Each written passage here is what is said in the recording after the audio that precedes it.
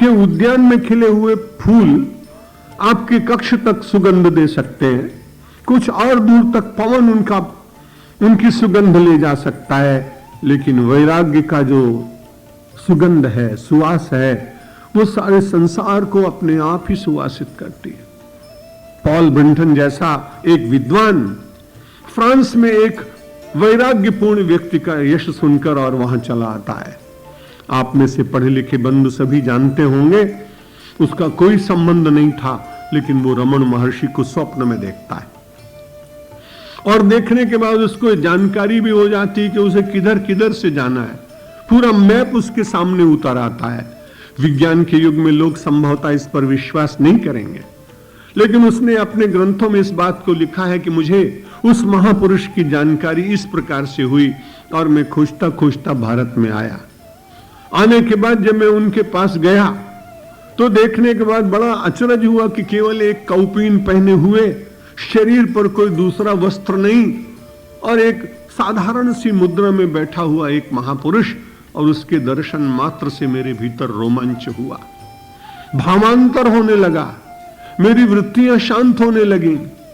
मैं वेदांत की दृष्टि से जीने वाले देश में उत्पन्न नहीं हुआ, लेकिन मानो मेरे सारे पूर्व संस्कारों के ऊपर उनकी दृष्टि पड़ी। जैसे कोई कुठार मारकर किसी वृक्ष का खंडन कर देता है, वैसे उस विरागी महापुरुष की दृष्टि ने मेरे संस्कार के वृक्ष को काटना प्रारंभ किया और मेरे ही हृदय की भूमि पर अपनी ही कृपा की किरणों के द्वारा जो उन्होंने वपन किया, वो मेरे आध्यात्मिक जीवन का सबसे बड़ा अंग बन गया। वैराग्य मोक्ष फल पुष्प रसादि किरणम। सूक्तिकार कहते हैं हम संसार में रहें, कुछ बुरी बात नहीं, लेकिन प्रयत्न करें कि ये संसार हमारा मूल न बनने पाए। मूल बने परमात्मा। ऊर्ध्व मूल मदशाकम अश्वत्थम प्राहुरंभयम छंदांसी यस्य पर्णानि यस्थम वेद सवेदवित्। इसकी व्याख्या आपने निश्चित रूप से अनेक महापुरुषों के श्रीमुख से सुनी होगी। इसलिए हम सब लोग अपने जीवन में आनंद मूल गुण पल्लव तत्व शाखा वैराग्य मोक्ष फल पुष्प रसादि किरणम, और उसमें जो फल है वो ज्ञान का फल है। ज्ञान का फल आज तक कभी सड़ा नहीं, उसमें कोई गंध नहीं आई, उसमें कोई विकृति नहीं आई। इसलिए कहते हैं वैराग्य के पुष्प के बाद जिस फल की प्राप्ति होती है उसका नाम है ज्ञान। वैराग्य पुष्प फल पुष्प ज्ञान और रसादि पूर्णम, और ऐसा रस है। हमारे उपनिषद के ऋषियों ने तो बड़ी अच्छी बात कही। किसी बंगाल के भाई से पूछो कि भाई आपको रस कहां है, तो मोहन भोग में बताएगा, रसगुल्ला में बताएगा। राजस्थान के किसी आदमी से पूछिए तो वो कहेगा लड्डू में रस है। गुजरात के आदमी से पूछिए तो वो अपने वहां के किसी मधुर पदार्थ का नाम लेगा। दक्षिण का कोई और व्यक्ति होगा तो उसमें लेगा। किसी को श्रीखंड अच्छा लगता होगा, किसी को बासुंदी अच्छी लगती होगी। रसों के इतने प्रकार हैं कि उसकी गणना नहीं की जा सकती। पर जब एक ऋषि ने अपने जिज्ञासु के प्रश्न का पूछा, उत्तर दिया, उसने कहा सच्ची बात बताओ महात्मा कि रस वास्तव में क्या है। तो उन्होंने एक बड़ा छोटा सा वाक्य कहा, रसो वही सहा। वह आत्मा का रस ही संसार में सबसे बड़ा रस है, और उसको प्राप्त करने के बाद बाकी रस बहुत छोटे लगने लगते हैं। संसार के जितने लाभ हैं वे सब लाभ बहुत छोटे दिखाई पड़ते हैं। श्रीमद् भगवत गीता ने तो बड़ी अच्छी बात कही कि जितने और दूसरे लाभ हैं वो लाभ छोटे दिखाई पड़ने लगते हैं।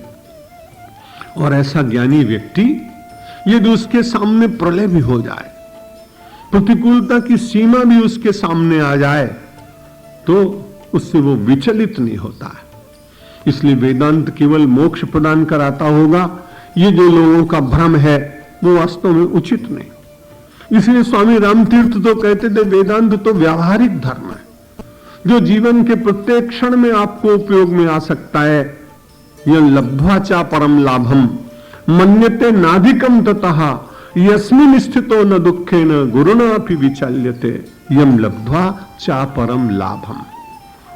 विचार करने के बाद जो मिला, हितोक्ति सुनने के बाद जो मिला, जो स्नान, दान और प्राणायाम के द्वारा केवल आचरण की थोड़ी सी शुद्धि हुई, लेकिन उसके बाद अंतर की शुद्धि को और अंतर के शक्ति को और अंतर की संपत्ति को प्राप्त करने के लिए हितोक्त वचनों को श्रवण करने के बाद जब वो विचार में पहुंचा, तो स्वाभाविक बात है मनुष्य के जीवन में सब कुछ अनुकूल नहीं आता है, बहुत प्रतिकूल आता है। और जब प्रतिकूल आता है उस समय अपने को देखने का अवसर प्राप्त होता है, हम खड़े कहां हैं, हमारी वास्तव में यथार्थ स्थिति कहां है। राजा जनक जैसे व्यक्ति बैठे हुए हैं और याज्ञवल्क्य का सत्संग चल रहा है। किसी ने आकर कहा, महाराज आपके भवन में सबसे श्रेष्ठ जो आपका कक्ष है उसमें अग्नि लगी हुई है, धुआं उड़ रहा, धुआं दिखाई पड़ रहा है। तो उन्होंने कहा, मेरी संपत्ति जल रही है, ये बात ठीक है लौकिक दृष्टि से, लेकिन मैं विचार करने के बाद अब इस महापुरुष के पास थोड़ी देर के लिए बैठा हूं, प्रारब्ध का कुछ ऐसा भोग होगा, यदि तुम उसको कुछ कर सको तो ठीक है, लेकिन मैं उठूंगा नहीं। लोगों को बड़ा विस्मय हुआ। आपने वो उत्तर जरूर कहीं ना कहीं सुना होगा जो उन्होंने दिया, अनंतवत्व में वित्तम यन्मे नास्ति किंचन मिथिलायाम प्रदग्धायाम नमे की दह्यति किंचन अनंतवत्व में वित्तम। हितोक्ति का श्रवण करने के बाद वास्तविक वित्त की खोज प्रारंभ होती है, और वास्तविक वित्त मानव के अंदर ही है, मानव के साथ ही है। जो वस्तु पृथक होती है वो छीन ली जाती है, नष्ट हो जाती है। जो वस्तु अपने साथ होती है उसके ऊपर कोई डाका नहीं डाल सकता, कोई राज्य कानून बनाकर उसे छीन नहीं सकता है। इसलिए राजर्षि जनक ने भी अपने उस दूत को ये कहा, अनंतवत्व में वित्तम, मेरा जो वित्त है, मेरी जो वास्तविक संपत्ति है, उसकी सीमा केवल मिथिला में नहीं, उसकी सीमा केवल मेरे प्रासाद में नहीं है, उसकी सीमा मेरे उन पदार्थों में नहीं है जिनका मैं सेवन कर रहा हूं। मेरा वित्त, मेरी संपत्ति, मेरी संपदा बहुत विशाल है, अनंत है, क्योंकि परमात्मा अनंत है। अनंत के साथ जुड़ा हुआ व्यक्ति अनंत ही हो सकता है। एक राजा का पुत्र हो तो जैसे एक वनवासी अपने कुटीर और अपनी झोपड़ी तक ही अपने को सीमित मानता है, लेकिन राजा के पुत्र से पूछो कि तुम्हारा कितना है, वो कहता है जहां तक राज्य मेरा है, सीमा जहां है वहां तक सब मेरा है। एक राजा एक सीमा तक बंधा हुआ है, एक किसान अपने खेतों तक बंधा हुआ है, एक संपन्न व्यक्ति अपनी संपदा तक बंधा हुआ है, लेकिन वेदांती तो कहता है अनंतवत्व में वित्तम, मेरा वित्त, मेरी संपत्ति तो अनंत है, क्योंकि परमात्मा अनंत है। आत्मा का स्वरूप भी परमात्मा का ही स्वरूप होने के कारण वह आत्मा भी अनंत ही है। अनंतवत्व में वित्तम यन्मे नास्ति किंचन,